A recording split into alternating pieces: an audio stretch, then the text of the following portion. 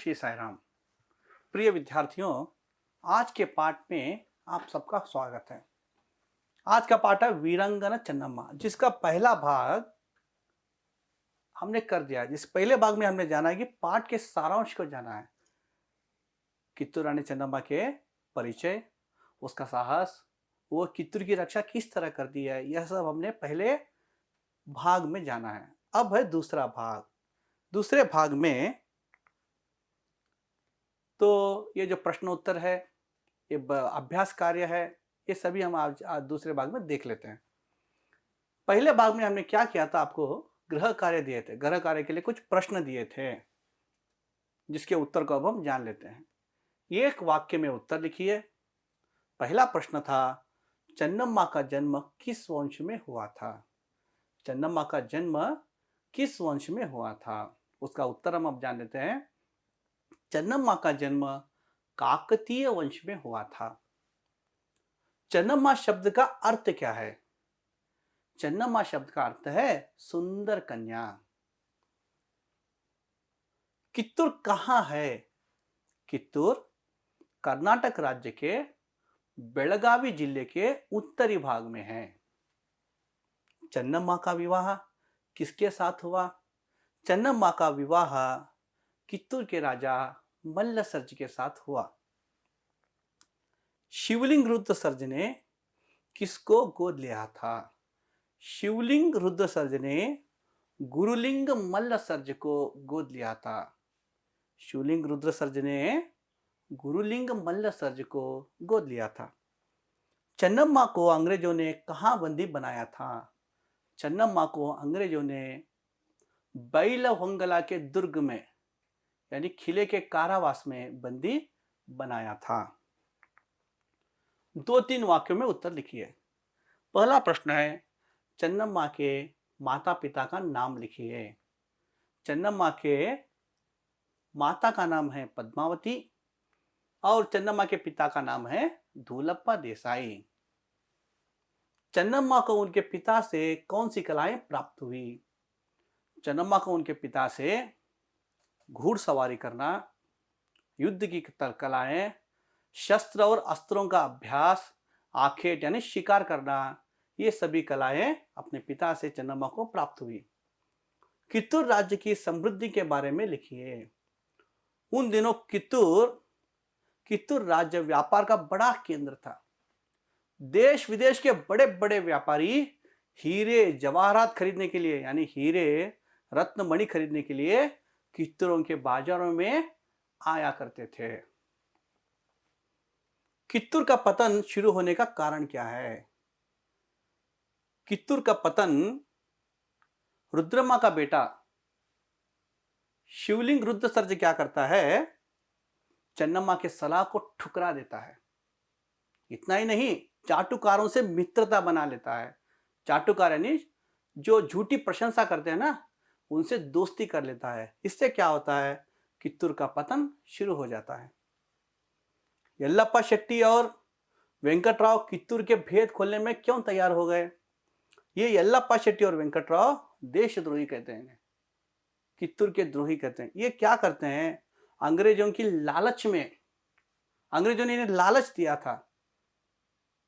कित्तूर रानी चन्नम्मा के बाद कित्तूर को आधा आधा करके हम आप दोनों को दे देंगे। तो इस लालच में आकर ये दोनों क्या करते हैं? कित्तूर के भेद खोल देते हैं। कर्नाटक की जनता के लिए गर्व की बात क्या है? कित्तूर की रानी चन्नम्मा ने अंग्रेजों से आजादी प्राप्त करने के लिए जो लड़ाई लड़ी, वह बाद में पूरे देश में फैल गया। यह कर्नाटक जनता के लिए गर्व की बात है। अब देखिए मुहावरे। देखिए, नाखून चने चबाना, इसका क्या अर्थ है? इस मुहावरे का अर्थ है नाखून चने चबाना, बहुत ही हैरान करना, बहुत ही हैरान करना। रक्त खोलना, अत्यधिक क्रोधित होना। रक्त खोलना का अर्थ है अत्यधिक क्रोधित होना। लोहा लेना यानी बदला लेना। लोहा लेना का अर्थ है बदला लेना। अपना सा मुंह लेकर चले जाना, अपमानित होकर चले जाना, अपमानित हो जाना। प्राणों की बाजी लगाना, जान पर खेलना, देश की रक्षा के लिए जान पर खेलना, जान को हथेली पर रखकर युद्ध करना, अपने प्राणों की परवाह किए बिना ही युद्ध करना, उसे कहते हैं जान पर खेलना।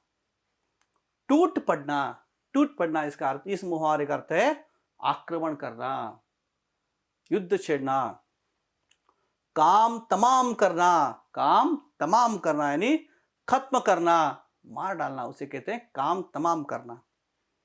जीवन ज्योति बुझ जाना, जीवन ज्योति बुझ जाना, इस मुहावरे का अर्थ है देहांत होना, मर जाना, जिसे कहते हैं जीवन ज्योति बुझ जाना। अब देखते हैं पाठ में विलोम शब्द। अस्वस्थ, अस्वस्थ का विलोम शब्द है स्वस्थ। कुरूप, कुरूप का विलोम शब्द है सुंदर। विलोम शब्द का अर्थ होता है विरोध शब्द। ठीक है, देश, देश का विरोध शब्द है विदेश। शत्रुता, इसका विलोम पद है मित्रता। अरे बाहर, बाहर इसका विलोम शब्द है भीतर। देशभक्त, देशभक्त शब्द का विलोम शब्द है देशद्रोही। कायर, कायर का विलोम शब्द है वीर। युद्ध में क्या करता है वीर? सीना तान कर युद्ध करता है। कायर क्या करता है? मरने के डर से युद्ध के मैदान से भाग जाता है। जो भाग जाता है उसे कायर कहते हैं, जो सीना तान के युद्ध करता है उसे वीर कहते हैं। पराजय, पराजय का विलोम शब्द है जय, जय पराजय। अब देखते हैं हम अन्य लिंग। ये अन्य लिंग किसे कहते हैं? जहां पर पुल्लिंग दिया जाता है तो हमें स्त्रीलिंग को लिखना है। अगर यहां स्त्रीलिंग दिया जाता है तो हमें क्या करना है? उसका अन्य लिंग है यानी पुल्लिंग को लिखना है। पुल्लिंग देते हैं तो स्त्रीलिंग को लिखना है, स्त्रीलिंग देते हैं तो हमें पुल्लिंग को लिखना है, जिसे कहते हैं अन्य लिंग। देखिए पिता, पिता क्या है? एक पुल्लिंग है। इसका अन्य, इसका स्त्रीलिंग रूप है माता। पिता जो पुल्लिंग रूप है, पुल्लिंग रूप पिता का स्त्रीलिंग रूप है माता। रानी, राजा। पुत्री, पुत्र। बाप, बाप यानी मां। दादा, दादी। शेरनी, कित्तूर की रानी शेरनी की तरह लड़ती थी, शेरनी यानी शेर। अब देखते हैं, जोड़कर लिखिए। चन्नम्मा का जन्म 1778 में हुआ। चन्नम्मा की कोख से जन्मा पुत्र शिव बसवराज। चन्नम्मा के कोख से जो पुत्र जन्मा उसका नाम है शिव बसवराज। गुरुलिंग रुद्रसर्ज की मृत्यु 1824, यानी 1824 में गुरुलिंग शिवलिंग रुद्रसर्ज की मृत्यु हुई। डालहौसी गवर्नर जनरल, डालहौसी क्या था उन दिनों? गवर्नर जनरल था। चन्नम्मा की जीवन ज्योति बुझी 1829 को। चन्नम्मा की जीवन ज्योति बुझी 1829। अनुरूपता, चन्नम्मा के पिता धूलप्पा देसाई। ये अनुरूपता किसे कहते हैं? पहले पद का जो दूसरे पद के साथ जो अर्थ होता है ना, तो उसी के अनुरूप में, अनुरूप यानी उसी की तरह, उसी के अनुरूप में तीसरे पद का हमें चौथे पद में उसका अर्थ लिखना है। पहले दो पदों का जो अर्थ होता है उसी के अनुरूप तीसरे पद का अर्थ हमें चौथे पद में लिखना है, उसी को कहते हैं अनुरूपता। अब देखिए, चन्नम्मा के पिता धूलप्पा देसाई। अगर चन्नम्मा के पिता धूलप्पा देसाई है तो चन्नम्मा की माता पद्मावती। चन्नम्मा के पति मल्ल सर्ज। चन्नम्मा का पुत्र शिव बसवराज। गुरु सिद्धप्पा कुशल दीवान। चन्नबसप्पा वीर योद्धा। 1778 चन्नम्मा का जन्म। 1829 चन्नम्मा की मृत्यु। अनेक शब्द के लिए एक शब्द। अनेक शब्द के लिए एक शब्द, इसे एकल शब्द भी कहते हैं। पहला है सामान खरीदना एवं बेचना। सामान खरीदना और बेचना, तो इसे हम एक शब्द में, अनेक शब्दों को एक शब्द में कहते हैं, व्यापार। उसे क्या कहते हैं? व्यापार। झूठी प्रशंसा करने वाला, चाटुकार। जिनकी कोई संतान न हो, जिनकी कोई संतान न हो, उसे निसंतान कहते हैं, निसंतान। देश के प्रति द्रोह करने वाला, देशद्रोही। जो परिचित ना हो, अपरिचित। स्वयं को समर्पित करना, स्वयं को समर्पित करना, समर्पण। अब देखिए कन्नड़ या अंग्रेजी में अनुवाद कीजिए। पहला है कित्तूर कर्नाटक राज्य के उत्तरी बेलगावी जिले में है। कित्तूर कर्नाटक राज्य के उत्तरी बेलगावी जिले में है, तो इसे कन्नड़ में इस तरह से कहते हैं, ಕಿತ್ತೂರು ಕರ್ನಾಟಕ ರಾಜ್ಯದ ಬೆಳಗಾವಿ ಜಿಲ್ಲೆಯ ಉತ್ತರದಲ್ಲಿದೆ। ಕಿತ್ತೂರು ಕರ್ನಾಟಕ ರಾಜ್ಯದ ಬೆಳಗಾವಿ ಜಿಲ್ಲೆಯ उत्तरदल्लिदे। इसे अंग्रेजी में अनुवाद इस तरह से कहते हैं, Kittur is located in the northern Belagavi district of Karnataka. दूसरा है अंग्रेज गोद लिए पुत्र को उत्तराधिकारी नहीं मानते थे। इसे कन्नड़ में इस तरह से कहते हैं, ಬ್ರಿಟಿಷರು ದತ್ತು ತೆಗೆದುಕೊಂಡ ಪುತ್ರನಿಗೆ उत्तराधिकारी ಎಂದು ಒಪ್ಪಲಿಲ್ಲ। फिर से एक बार पढ़ते हैं, ಬ್ರಿಟಿಷರು ದತ್ತು ತೆಗೆದುಕೊಂಡ ಪುತ್ರನಿಗೆ उत्तराधिकारी ಎಂದು ಒಪ್ಪಲಿಲ್ಲ। इसे अंग्रेजी में इस तरह से कहते हैं, the British did not consider the adopted son as the hair.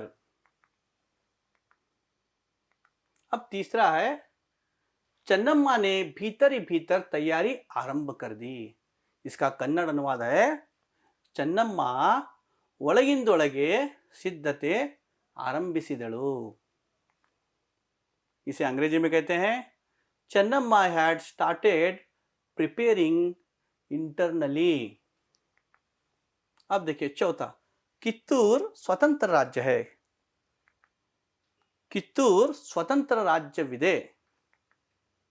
Kittur is an independent state। अब देखिए पांचवा है, चन्नम्मा के पीछे 2000 योद्धा थे। चन्नम्मा के पीछे 2000 योद्धा थे। ಚನ್ನಮ್ಮನ ಹಿಂದೆ 2000 ಯೋಧರಿದ್ದರು, ಸೈನಿಕರಿದ್ದರು। इसे अंग्रेजी में इस तरह से कहते हैं, there were 2000 warriors behind Channamma. छठा है, अंग्रेजों को दोबारा हार माननी पड़ी। ಬ್ರಿಟಿಷರಿಗೆ ಎರಡನೇ ಸಲ ಸೋಲು ಒಪ್ಪಿಕೊಳ್ಳಬೇಕಾಯಿತು। The British had to give up again. तो आज का पाठ यहाँ पर समाप्त होता है। धन्यवाद।